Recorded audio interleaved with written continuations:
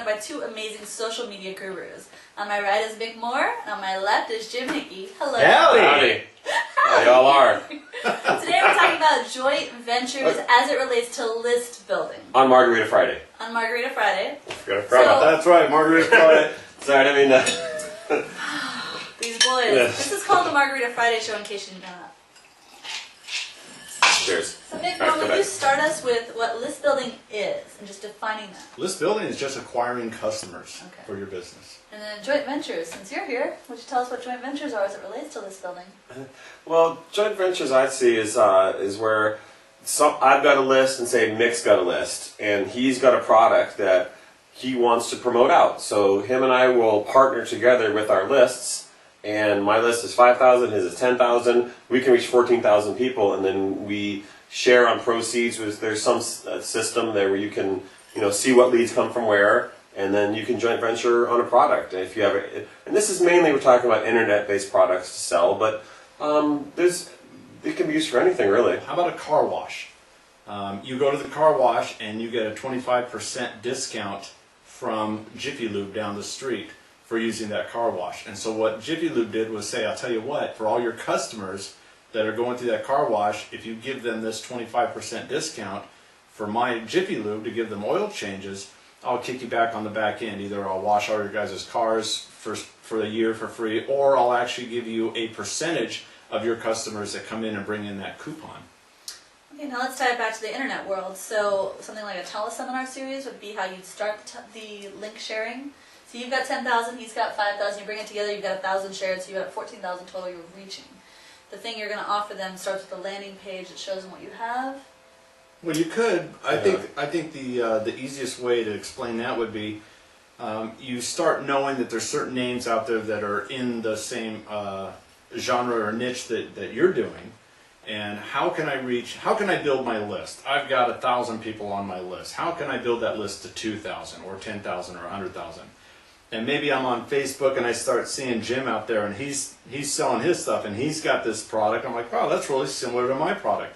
So we know that the people that are listening to what Jim is saying are interested in a home biz opportunity or whatever it would be, and that would be the people I'm trying to attract. So I would approach Jim and say, hey, I noticed that you've got this list and you've got this product going out. I'll tell you what, why don't I send out your product to my list also? And in return, either I want you to send my product to your list next time around, or I want 50%, or if I was smart, I would say, I'll tell you what, Jim, you got a good product there. I've got a list of 5,000 people on my list. How would you like me to send out a blast, an email saying, hey, this guy's got a really great product, you should check it out? What would that be worth to you?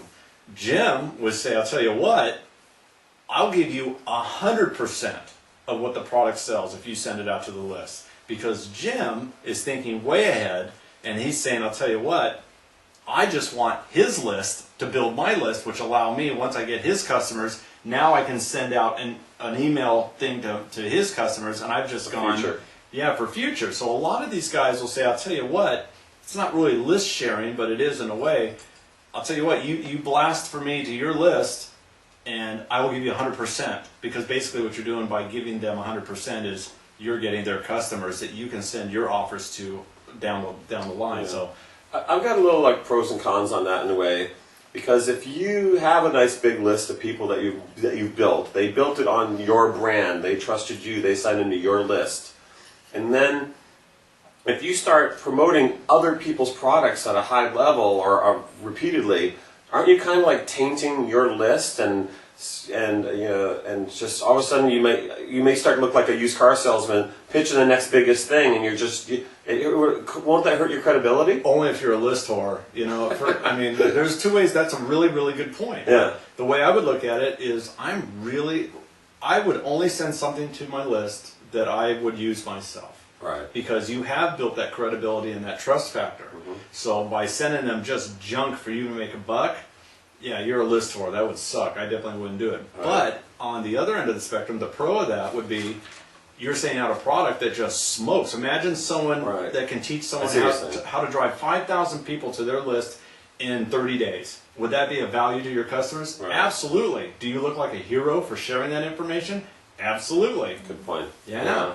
I have a nice big list with my company, Carbon Copy Pro, Right. and it's a good 4,000 or 5,000 list. And I've never pitched anybody else or product to my list. It's my list. I built it. They trust me as a brand. I've not opened that door to anybody at this point. I think what you're doing is you're missing a huge opportunity not only to share other products that could really embellish what you're already sharing with them, Right. and make a windfall of building your list to 3 times what it is right now by bringing in a JV partner that's got, maybe someone that really knows how to use ClickBank. Right. Maybe someone really knows how to do SEO like that, and that could teach anybody. I think the point that you said was it's something I have to believe in. Absolutely. And I think that's the thing. I'm not. But there's I don't want to send out something that is just to make a buck. I'd have to believe in that product. Well, that's what separates you from the unethical guys that are selling crap. Yeah, the list horse. The list horse, yeah. Yeah. I mean, there's a lot of people that you see. I get emails every day. I sign up to everybody's email, and I suggest you sign up to at least the top 10 guys out there. And you will notice that all top 10 guys push.